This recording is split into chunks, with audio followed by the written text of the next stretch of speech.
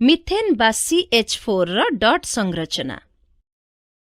CH4 बा methane एहा carbon रो एक यौगिक। एहा कार्बन द्वारा सृष्टि हेउतिबा सरलतम यौगिक गुड़िक मध्यरु अन्यतम। आमे जानिछंती जे हाइड्रोजन रो योज्यता 1 अटे। कार्बन चतुसंयोजी बा टेट्रावैलेंट कारण एहार 4टी संयोजक इलेक्ट्रॉन रहिछि। निष्क्रिय गैस रो संरचना लाभ करिबाकू कार्बन एही इलेक्ट्रॉन गुड़िकू 4टी हाइड्रोजन परमाणु सहित भाग करिथा। जेउ गुड़िक 2 परमाणु मध्यरे इलेक्ट्रॉन जुगलर सहभाजन द्वारा गठन होइथाए से गुड़िकू सहसंयोज्य बंध कुआ जाए। सहसंयोज्य बंध द्वारा गठित अणुगुड़िकर अभ्यंतରରେ शक्त बंध रहिथिबा देखा जाए, किंतु आंत अणुक बा इंटरमोलिकुलार बल कम थाए। एही कारणरू एपरि यौगिक गुड़िकर गलनांक और स्फुटनांक कम होइथाए। एपरि सहसंयोज्य यौगिक गुड़िक साधारणतः विद्युत को परिबाही। एहार कारण हेउछि एही यौगिक गुड़िकर 2 परमाणु मध्यरे मिलित भावे इलेक्ट्रॉन भाग होइथाए एवं चार्ज युक्त कणिका मान सृष्टि होई न थाए।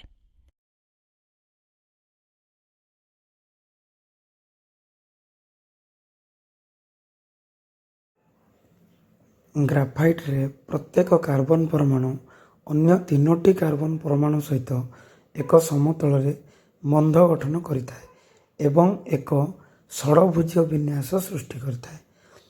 ग्राफाइट रे गोटे मुक्त परमाणु थिबारु यह विद्युत रो सुपरिवाही होइथाए। ग्राफाइट को साधारणतः आमे पेंसिल रे व्यवहार करथाउ। हीरा रे प्रत्येक कार्बन परमाणु अन्य 4टी कार्बन परमाणु सहित संयुक्त होइथाए एवं एक दृढ़ त्रिविमीय 3 डायमेंशनल संरचना गठन करे। कार्बन रो आउ एक रूप होछि फुलेरिन।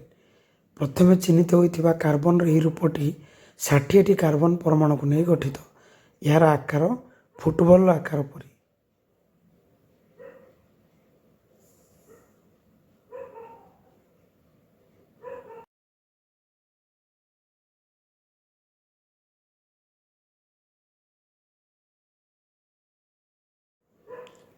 कार्बन रो अपर रूप गुड़िकर नाम कौन?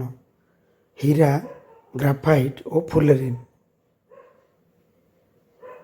कार्बन रो अपर रूप फुलेरिन रे केतोटी कार्बन अछि? 60टी। कार्बन रो केउ अपर रूप रे एक बंध और 2 बंध उभय थाए? ग्राफाइट। केउ मौलिकर ग्राफाइट एक अपर रूप? कार्बन। कार्बन रो केउ अपर रूपटी सबुठारु बेसी शक्त? हीरा।